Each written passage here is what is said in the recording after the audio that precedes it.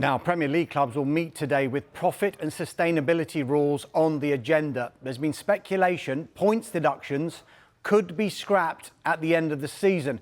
Now, our senior reporter Rob Dorset has developments on that story. Rob, thanks for joining us. Good afternoon. Reports have suggested that breaches of PSR could be punished by a more fines-based system. Is that your understanding of it?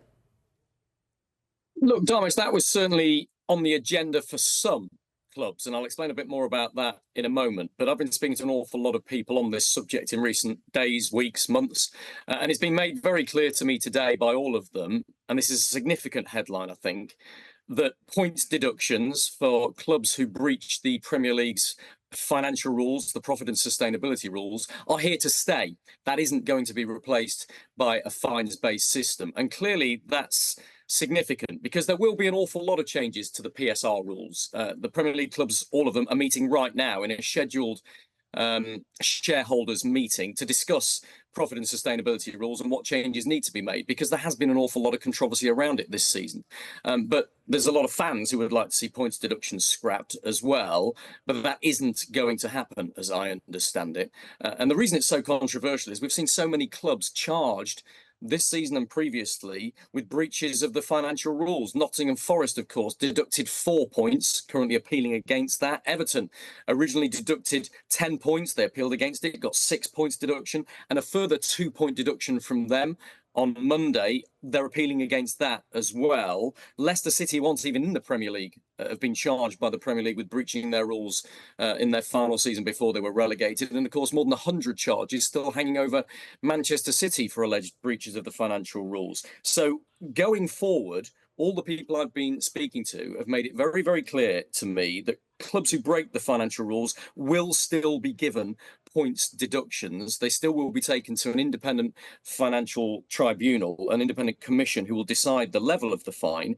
But there had been a suggestion, hadn't there, that maybe clubs could be fined instead of giving points deductions. It was this idea of something called the luxury tax, whereby clubs can, in effect, spend as much as they like. But if you breach the rules, instead of being given a points deduction, you will be fined. And the more you breach those rules by, the greater the fine. And then that pot of money from those fines would have been distributed amongst the smaller clubs.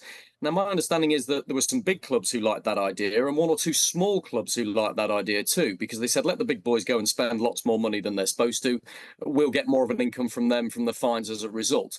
But that's the minority. What I've discovered from the people I'm speaking to is that the vast majority of Premier League clubs and the Premier League themselves see this as a non-starter. It's absolutely categorical against the philosophy that they believe, which is that it has to be a meaningful punishment if you breach the financial rules, and they don't think a fine would do that. You imagine some of the very rich clubs in the Premier League, Manchester City, Newcastle, for example, who might think, well, let's spend whatever we like. And if we're only going to get fined as a result of it, well, we'll take that as a hit. We'll take that as a cost. And the fear from the Premier League and from a lot of clubs would be that that would lead to a bigger disparity between the big and the small in the Premier League, and crucially would lead to massive wage and transfer fee inflation. So that isn't on the agenda for the shareholders meeting today. Changes to the PSR rules very much are on the agenda. Rob, you mentioned Everton's appeal against their latest points deduction, and it may not be resolved until after the season ends. Of course, the Premier League don't want that to happen. Is there any way around that? Well, look, again, it's controversial, isn't it? And so the Premier League clubs are discussing that as I speak to you right now, and they would like to make those changes. I mean, you mentioned Everton there.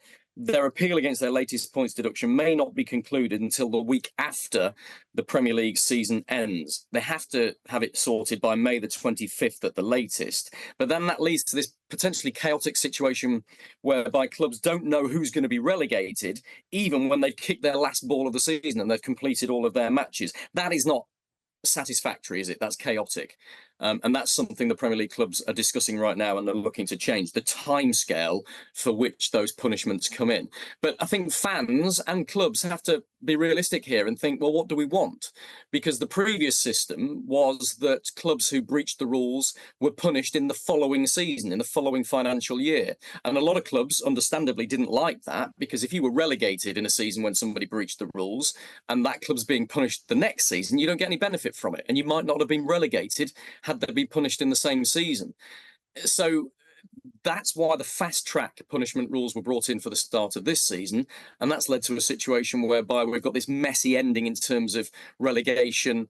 How many points are Nottingham Forest and Everton actually going to be deducted when their appeals have been heard? What does that mean for Sheffield United and Burnley and the other clubs that are down there fighting with them, and Luton Town? It's a very difficult situation, but it's not an easy answer to that. It's a complicated one and a difficult one for the Premier League clubs to thrash out. So look, we will hear more from what happened in that Premier League shareholders meeting later on this afternoon. Don't expect a vote. There will be nothing changed to the rules at this stage, but all the Premier League clubs and the Premier League themselves want the new rules in place as soon as possible. It will be concluded in the summer, and it has to be concluded, of course, before August when next season starts. Yeah. Rob, thanks for now.